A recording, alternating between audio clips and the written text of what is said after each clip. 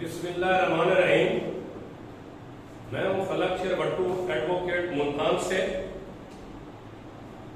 آج 9 ستمبر 2021 جمعرات کا دن ہے اور ہمارا جو پچھلا لیکچر تھا جو کہ فنڈامنٹل رائٹس کے والے تھا اور اس لیکچر میں ہم نے کانسٹیٹیوشن کی آرٹیکل 24 تک ہم ڈسکس کر چکے ہیں. آج ہم شروع کرتے ہیں فنڈامنٹل رائٹس کے حوالے سے آرٹیکل 25 سے. جو آرٹیکل 25 ہے اس کا جو خلاصہ ہے وہ رول آف لا ہے. اب دیکھتے ہیں آرٹیکل 25 بہت اہم ہے اور اس کے اندر 3 کلازیں ہیں. کلاز 1 کیا کہہ رہی ہے؟ کلاز 1 یہ کہہ رہی ہے کہ تمام شہری قانون کے سامنے برابر ہے. All citizen are equal before the law. اور اسی کلاز میں سینٹینس کا دوسرا حصہ کیا ہے کہ تمام شہری جو ہے ان کو قانون کا برابر کا تحفظ کے وہ حقدار ہے. اب اس کو سادہ الفاظ میں سمجھتے ہیں کہ قانون کے سامنے تمام شہری برابر ہے اور تمام شہریوں کو برابر کا قانون کا تحفظ حاصل ہے. یہ نہیں ہو سکتا کہ امیر کے لیے قانون اور غریب کے لیے اور فیمیل کے لیے اور میل کے لیے اور. فنڈامنٹل رائٹس میں یہ بھی کہا کہ قانون کی جو پروٹیکشن ہے وہ بھی سب کے لیے ایکول ہے. ہر شخص جو ہے وہ ایکول پروٹیکشن آف لا کا انٹائٹلڈ ہے. اب اس کی کلاس جو 2 ہے وہ کیا کہتی ہے؟ There shall be no discrimination on the basis of sex. Article 25 کی کلاس 2 کہہ رہی ہے کہ جنس کی بنیاد پر کوئی امتیاز نہیں ہوگا. کہ یہ جینڈر کے اعتبار سے، سیکس کے اعتبار سے کوئی میل ہے یا فیمیل ہے یا کراس جینڈر ہے، ان کے درمیان کوئی امتیازی سلوک نہیں ہوگا. یہ فنڈامنٹل رائٹ ہے. اب تیسری کلاس میں کچھ اس فنڈامنٹل رائٹ جو ہے یہ تو ہے یہ جو میں نے بیان کیے. اسی کی تیسری کلاس میں چلڈرن اور وومن کے لیے ایک خاص بات کر دی ہے.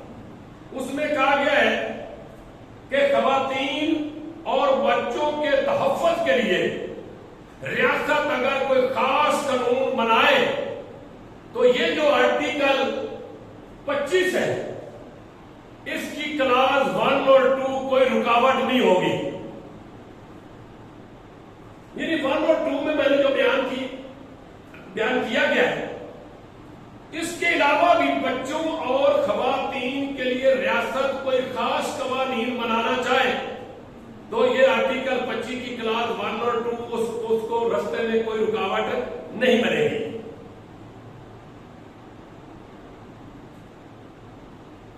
اب مزید آگے آتے ہیں کہ کلاس 1 قانون کے سامنے برابر ہے، تمام ایکول پروٹیکشن آف لا ہے، اس میں خواتین بھی شامل ہیں، بچے بھی شامل ہیں.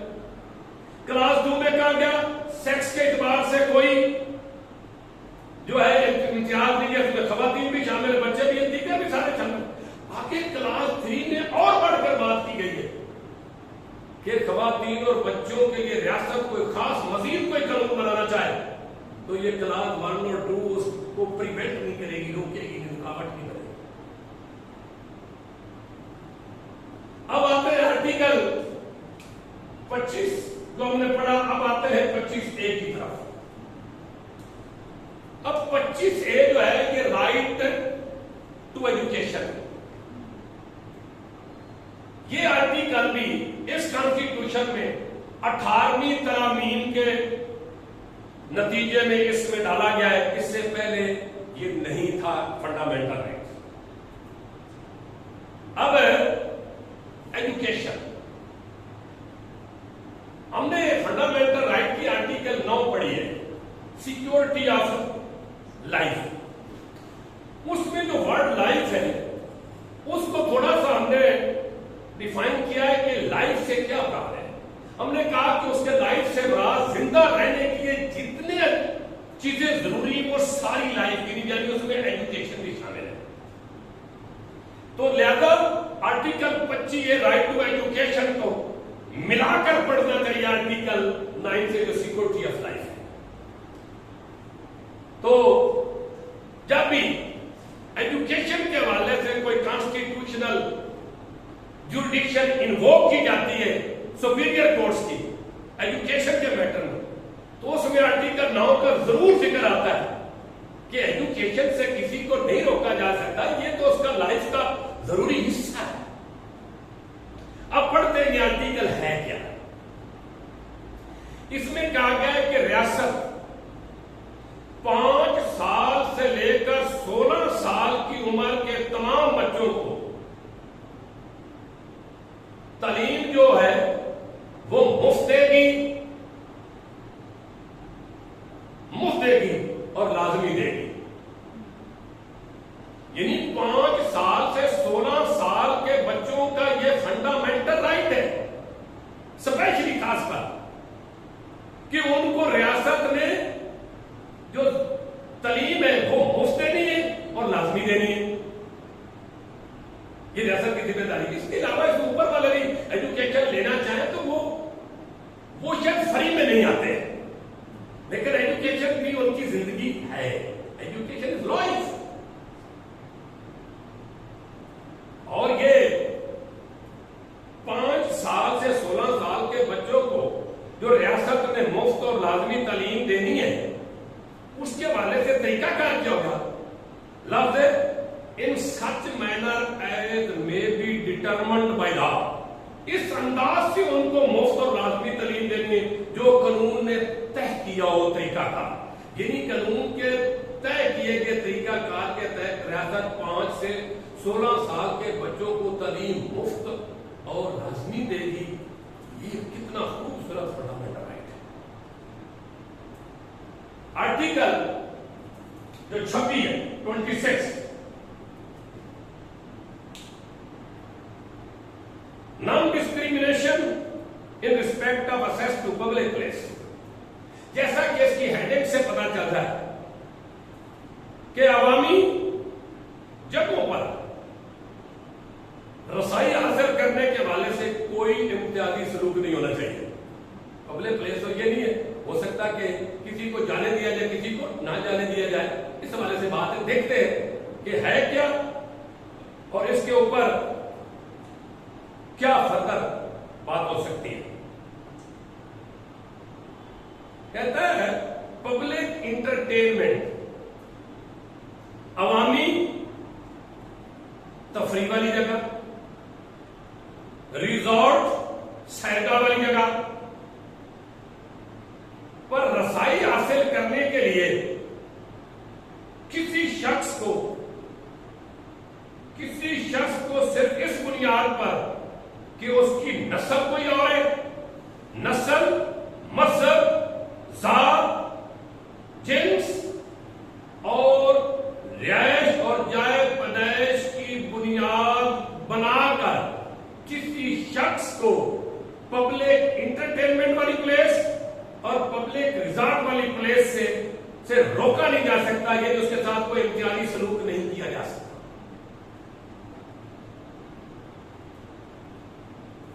آسان اور کر لیتے ہیں. پبلک پلیس پر رسائی حاصل کرنے کے حوالے سے race, religion, caste, sex, residence اور پلیس آف برتھ کی بنیاد پر کسی شخص کے ساتھ امتیازی سلوک نہیں برتا جائے گا. یہ فنڈامنٹل ہے. آگے اس میں بھی وہ بات ایک بڑی خوبصورت آئی ہے اس کی کلاس 2 میں کہ بچوں اور خواتین کے لیے اس حوالے سے کوئی ریاست کوئی خاص قانون بنانا چاہے تو اس کے رستے میں جو میں ابھی پہلے کلاس 1 پڑھی ہے آرٹیکل 26 کی وہ رکاوٹ نہیں ہوگی. یعنی اس میں بھی بچوں اور خواتین کے لیے مزید کوئی اچھا کرنے کے لیے خاص قانون سازی ریاست کر سکتی ہے, رکاوٹ نہیں. آرٹیکل 27 کی طرف آتے ہیں. Safeguard against discrimination in service, یعنی کہ ملازمت میں بھی امتیازی سلوک کے خلاف ایک تحفظ ہے. آرٹیکل 27 کیا کہہ رہا ہے کہ ملازمت میں بھی جو ہے وہ امتیازی سلوک نہیں ہونا چاہیے, ملازمت دینے میں بھی امتیازی سلوک نہیں ہونا چاہیے. آرٹیکل 27 ملازمت میں امتیازی سلوک برتنے کے خلاف ایک تحفظ فراہم کرتا ہے شہریوں کو. کیا کہہ رہا ہے کہ کسی بھی شہری کو پاکستان میں ملازمت اپوائنٹمنٹ کے حوالے سے کوئی امتیازی نہیں سلوک ہوگا. امتیازی سلوک کس کس بنیاد پر ہو سکتا ہے وہ بھی ذکر ہے. وہی بات ہے, race, religion, caste, sex, residence اور پلیس آف برتھ, یہ 6 ہے. کانسٹیٹیوشن ڈسکریمنیشن کی جہاں بات کرتے ہیں تو 6 باتیں کرتا ہے. نمبر 1, ریس کی بنیاد پر ڈسکریمنیشن نہیں ہونی چاہیے. نسل, ریلیجن, مذہب کی بنیاد پر ڈسکریمنیشن نہیں ہونی چاہیے. ریلیجن, ریس کی بنیاد پر ڈسکریمنیشن نہیں ہونی چاہیے.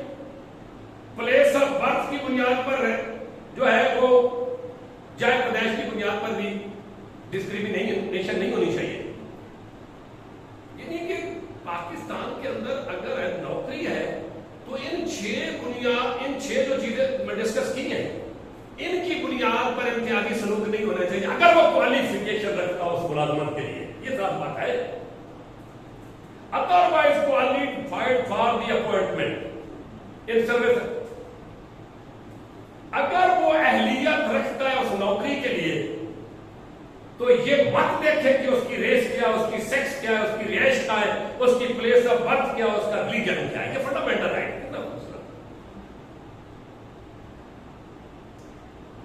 اب آرٹیکل فنڈامنٹل رائٹس کی آرٹیکل 28, لاسٹ آرٹیکل ہے فنڈامنٹل رائٹس, کیونکہ فنڈامنٹل رائٹس کا جو چیپٹر ہے وہ آرٹیکل 7 سے سٹارٹ ہوتا ہے. بے شک وہ 7 فنڈامنٹل رائٹس کو ڈیل نہیں کرتی, وہ ڈیفینیشن آف اسٹیٹ کو بات کرتی ہے. اور آرٹیکل جو آگے 8 ہے وہ فنڈامنٹل رائٹس کی امپورٹنس کی بات کرتی ہے. آگے آرٹیکل 9 سے فنڈامنٹل رائٹس بیسک سٹارٹ ہوتے ہیں, لیکن چیپٹر وہی شمار ہوتا ہے 7 سے. تو اس کا 28 آرٹیکل کیا کہہ رہا ہے؟ کلچر, اسکرپٹ اور لینگویج کی تحفظ کی بات کرتا ہے. اسکرپٹ, کلچر اور لینگویج, زبان, تہذیب و تمدن, ان کا بھی خیال رکھنا. اپنی تہذیب و تمدن اور کلچر اور اپنی لینگویج کو پرزرو کرنا, محفوظ رکھنا, اس کو مینٹین کرنا, اس کا بھی فنڈامنٹل رائٹ ہے شہری کا. اس کے اندر ایک کنڈیشن ہے, میں کنڈیشن بعد میں ڈسکس کرتا ہوں, پہلے یہ کہہ سکتا ہوں کہ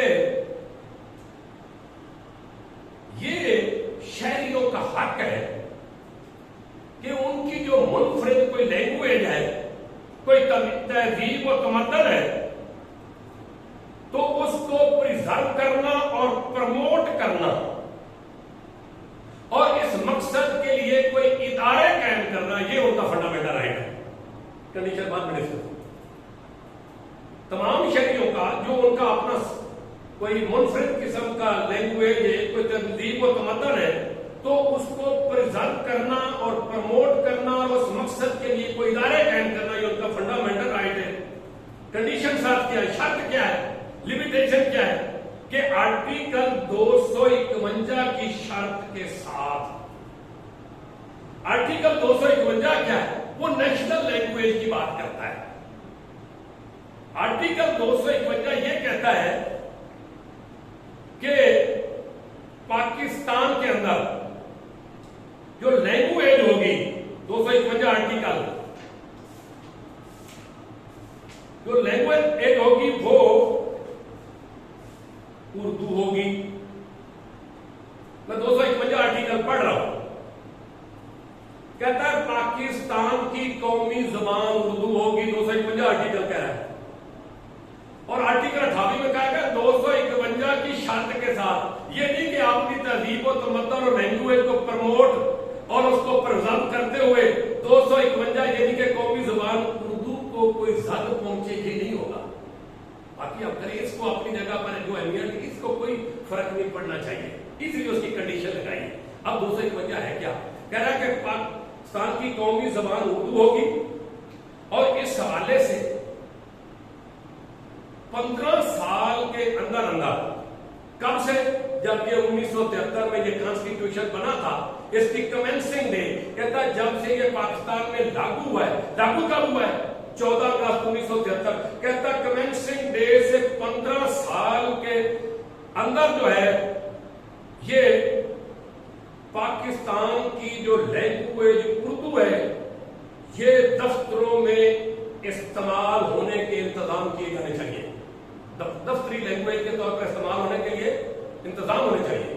انفارچونیٹلی 1973 سے 15 سال کئی گزر ہوئے ہیں, لیکن ابھی تک دفتروں میں اردو لینگویج کو استعمال کرنے کے حوالے سے کوئی ارینجمنٹ ہے.